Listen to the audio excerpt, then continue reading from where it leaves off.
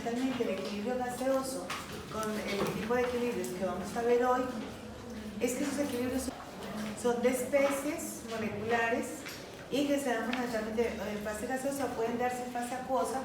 Sin embargo, el equilibrio que vamos a tratar ahora es distinto en términos de que se va a referir fundamentalmente a especies acuosas y, por supuesto, entonces, si estamos hablando de lo que ocurre en estas reacciones en equilibrio acuoso, pues son fundamentalmente especies iónicas, ¿cierto? Entonces se conoce como equilibrio iónico, equilibrio acuoso, ¿sí? Vamos a ver qué tipo de reacciones ocurren fundamentalmente en equilibrio en fase acuosa. Y para poder entender eso, se requiere poder identificar cuáles son las especies que están en solución, porque no todas las especies están en solución. Entonces lo que vamos a ver fundamentalmente son tres tipos de compuestos dentro de este equilibrio. Uno son los ácidos. Los ácidos forman soluciones, o sea, se disuelven en agua, entonces los ácidos serán una de esas especies que vamos a ver, las bases y las sales.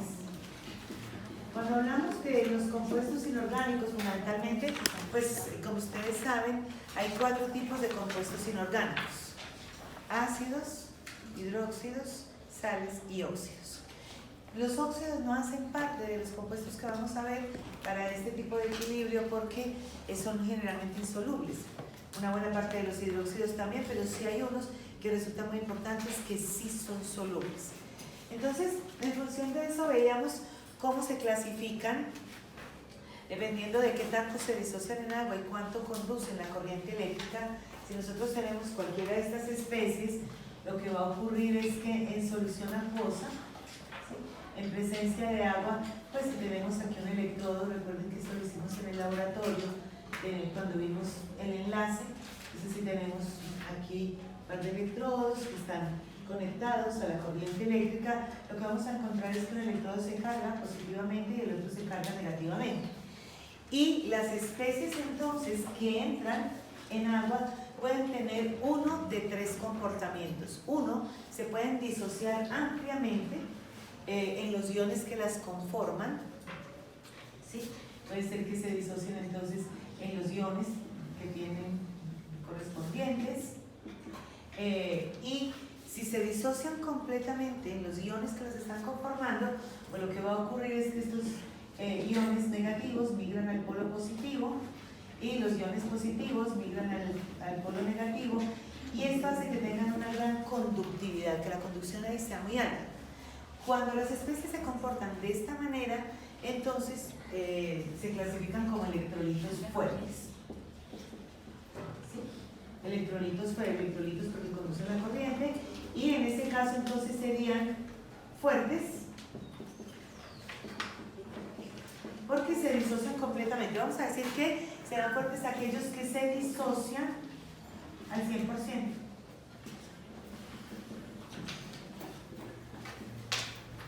Aproximadamente el 100%.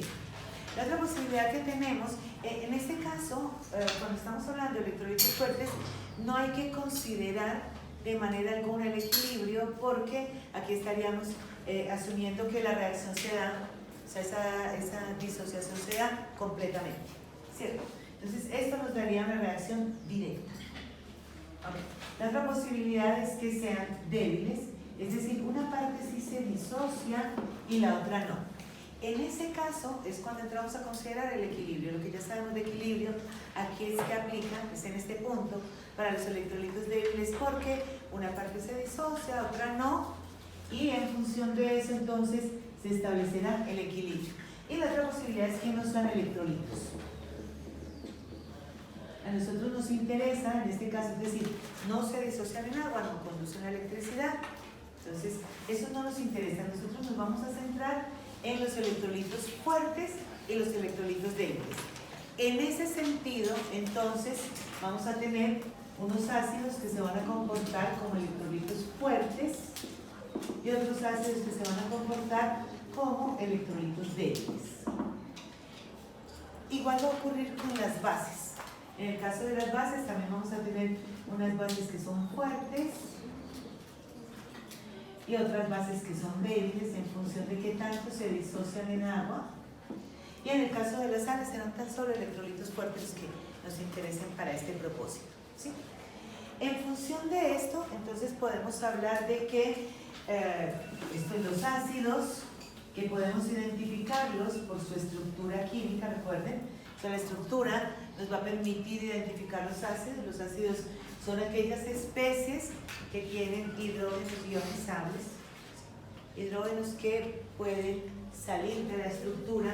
Entonces, en términos de los ácidos, vamos a tener los clásicos, que son los ácidos inorgánicos, cuya fórmula empieza por H, que pueden ser ácidos binarios o ácidos ternarios, es decir, hidrácidos u oxácidos, pero que de todas maneras tienen esta condición.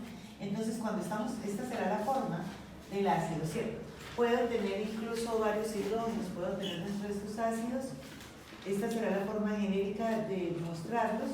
Entonces puedo tener aquí un número distinto de hidrógenos, puedo tener más de uno, y será la forma genérica de mostrarlos. Para poder indicar que me refiero a un ácido fuerte, entonces simplemente vamos a decir que este ácido que tenga esta forma disocia completamente.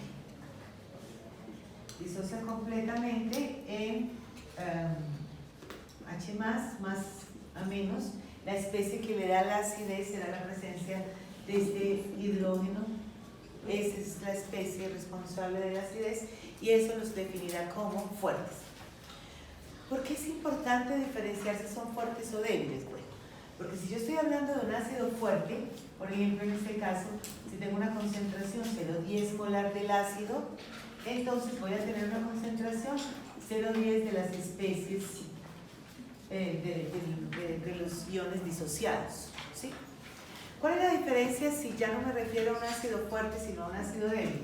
Bueno, decíamos que si es un ácido débil, entonces en este caso ya la reacción no va a ocurrir al 100%, sino que va a ocurrir en alguna extensión, y aquí es donde entra la condición de equilibrio que ya conocemos.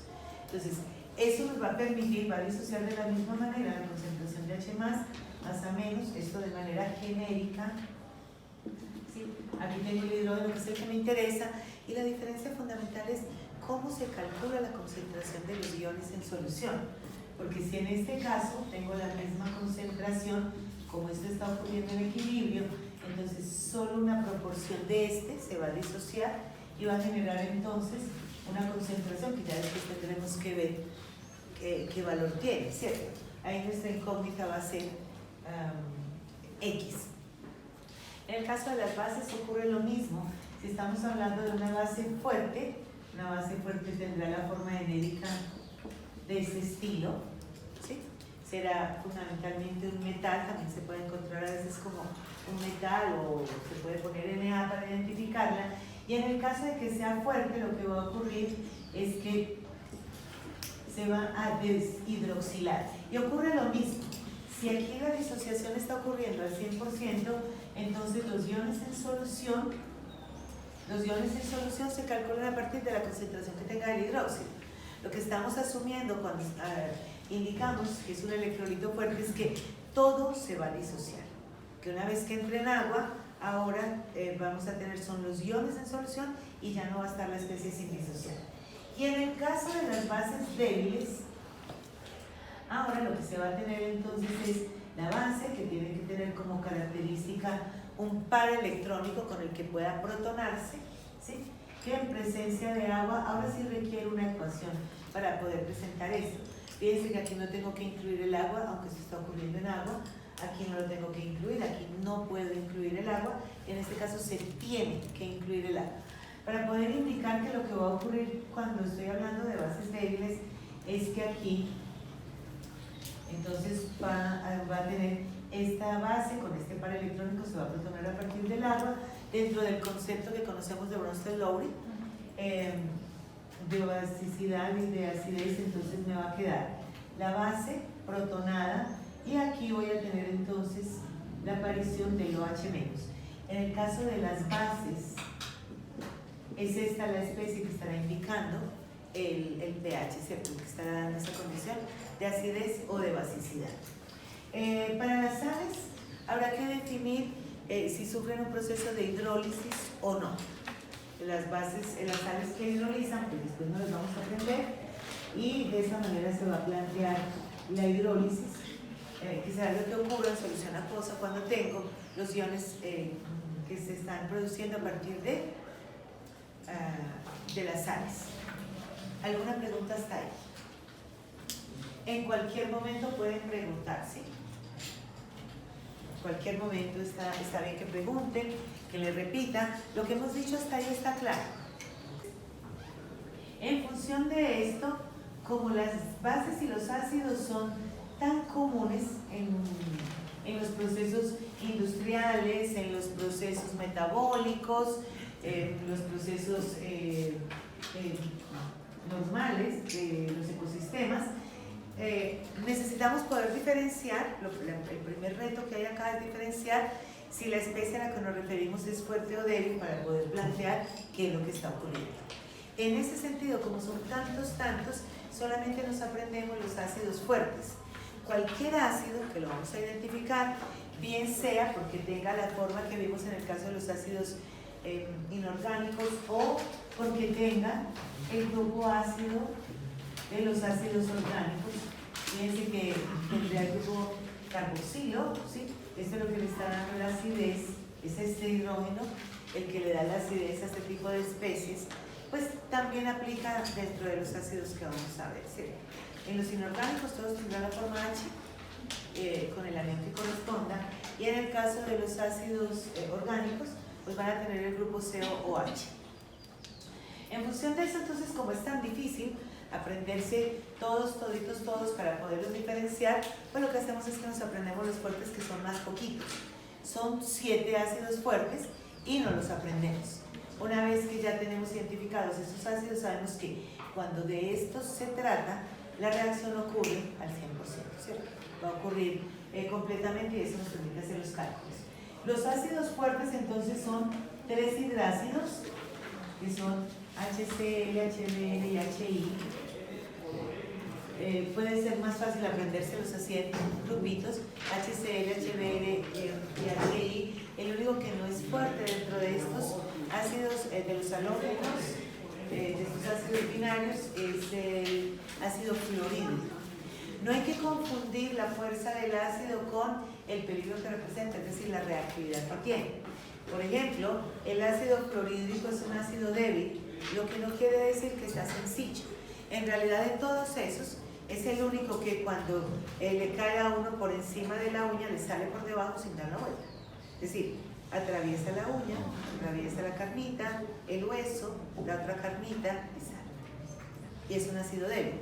Entonces, no es que porque sea débil, sea simple, sea suave, realmente la fuerza o la debilidad del ácido aquí se está enmarcando en términos de la extensión de la disociación, ¿sí? Pero el ácido fluorhídrico, que cuando uno toque el ácido bórico, no lo crema. el ácido bórico. Lo que pasa es que la mayoría de los ácidos son débiles. Fíjate que, por ejemplo, ahorita todos vamos a comer en la ensalada muy probablemente ácido acético, ¿sí? En el estómago tenemos ácido clorhídrico a una concentración 2.8 molar. ¿Sí ves? Entonces, no necesariamente. En el caso del estómago, tiene la mucosa para protegerlo, y es el que se ocupa de la degradación de una buena parte de los alimentos, ¿cierto? Y tenemos pues toda la mucosa que reviste el estómago para poder aguantarlo. Y en el caso del limón, el ácido del vinagre, por ejemplo, pues en realidad son débiles, entonces las disociaciones se dan apenas en alguna extensión y no necesariamente queman. Estos ácidos fuertes ahora sí tienen una reacción particular con los tejidos orgánicos, y pues son más delicados, pero es por la disociación que tienen, ¿sí? Ok, entonces tenemos 3 hidrácidos, tenemos 3 oxácidos que son el HNO3, HClO3, HClO4, y tenemos el séptimo, el que ajusta los 7 de este grupo, es un ácido poliprótico que es fuerte en la primera disociación, que es el ácido sulfúrico. ¿Sí? Hace parte de los 7, pero tiene la característica de que tiene más de un protón, por eso se llama poliprótico, tiene más de un protón y solamente es fuerte en la primera disociación, la segunda disociación ya es débil, pero en la primera disociación es fuerte. Esos ácidos no los aprendemos de memoria. ¿Cuáles son los ácidos débiles? Todos los que no estén dentro de este grupo de los 7. Estos no son los únicos ácidos fuertes que hay, pero sí son los más comunes, son los que los aprendemos de memoria. Hay otros que también se encontrarán en un momento determinado y pues si no tienen constante ya sabremos, si no producen una constante en ambos, entonces ya podemos identificarlos como fuertes. ¿Cómo saber entonces si lo planteo? Cualquiera de estos se planteará como hablábamos ahora, cualquiera de estos diremos que entonces este ácido disocia como H más A menos, ¿sí? Y el cálculo se hará en función de esto. ¿Qué ocurre si tengo cualquiera que no esté dentro de este grupo? Por ejemplo, si tengo que definir qué pasa con el HF o qué pasa con el HNO2 o qué pasa con el HCl o el HClO2, ¿sí? Si no hacen parte del grupo de estos 7, ya asumimos que son ácidos débiles. Y la diferencia que tendrán en realidad es la forma en que se plantea la disociación. Ahora se incluirá la condición de equilibrio, ¿cierto? En este caso se incluirá la condición de equilibrio.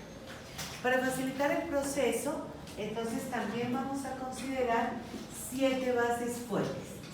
Las bases fuertes serán los hidróxidos de los grupos 1 y 2, no todos los del 2. Los hidróxidos tienen una condición, un límite de solubilidad, entonces no van a funcionar todos, pero en general podemos considerar como bases fuertes los hidróxidos del grupo 1, de litio, de sodio, de potasio y de rubidio. Y del grupo 2, y aquí vamos a tener una condición especial, porque en la disociación nos va a dar el doble de la concentración de OH-, vamos a tener del grupo 2 calcio, estroncio y bario. Estos tienen una condición especial, y es que fíjense que a diferencia de los del grupo 1, pues tienen 2 grupos OH, y en ese caso, pues habrá que considerar esa condición, porque en la estequiometría de disociación, pues voy a tener el doble de OH que en el caso contrario. Para las bases débiles, pues vamos a considerar fundamentalmente las bases, todas, en general, son insolubles, en general. Entonces, lo que consideramos es las que son solubles, que serán fundamentalmente las del grupo 1 y del grupo 2 estas, y las otras bases, que son las bases débiles, que provienen del amoníaco. Entonces, aquí vamos a considerar el amoníaco y sus derivados. Como base débil por excelencia estará el amoníaco. Recuerden que la indicábamos con 2 puntitos, con un par electrónico libre, que es con el que se protonan, y en el amoníaco, en el caso del amoníaco, ahí está ese par electrónico que le da esa basicidad. ¿Qué tiene de particular esto? Pues que aparte del amoníaco, entonces tengo una cantidad de bases que provienen fundamentalmente del amoníaco, que son aminas. Son bases orgánicas, entonces serán las aminas, que no es más que una molécula de amoníaco sustituida, ¿cierto? Entonces se sustituye algún hidrógeno. Entonces tenemos el amoníaco, ¿sí? Tenemos el amoníaco acá, y por ejemplo, si uno de los hidrógenos está sustituido por un grupo metilo, entonces esta será la metilamina, ¿sí? Si tiene 2 grupos metilo, entonces será la dimetilamina. Si tiene 3 grupos, será la trimetilamina, y así sucesivamente. Por ejemplo, si tiene un CH2, CH3, un grupo etilo, entonces será etil-dimetilamina, y así sucesivamente. Todos son las bases débiles más comunes con las que vamos a trabajar, serán aquellas que sean derivadas del amoníaco, será el amoníaco o sus derivados. Y en el caso de las sales, pues dependerá de la conformación de la sal. En el caso de las sales, esta hidrólisis puede ser o bien del catión, puede ser que hidrolice el catión, o bien del anión, o que hidrolicen ambos. Y ya veremos en función de esto cómo se harán los cálculos. Estas son las especies que vamos a ver.